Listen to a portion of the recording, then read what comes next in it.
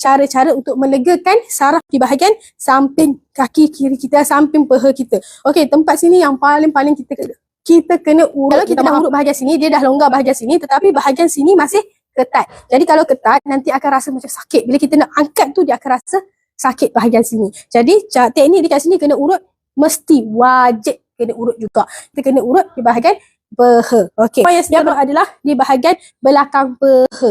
Okey, belakang peha ni kita boleh gunakan jari kita tekan. Start daripada bawah pinggul ni, kita tekan. Okey, tolak ke bawah. Jadi urut sebaris ni. Okey, jadi urut sampailah di bawah pelipat kaki. Okey, dekat bawah pelipat kaki ni jangan urut kuat-kuat. Urut slow-slow and then tekan, pusing sahaja. Kita urutlah satu line urat di bahagian sini. Ni line dia. Ni line urat seketika.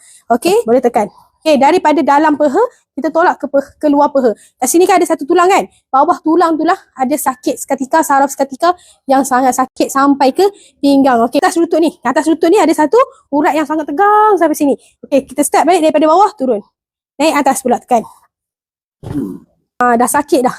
Okey, ulang sebanyak mungkin tekanan ini. Jaga tekanan, jangan terlalu kuat. Pakai pergelangan tangan kita. Urut. Okey, and then position macam gini. Jangan terus tekan kuat-kuat. Slow-slow. Okey. Tolak macam gini.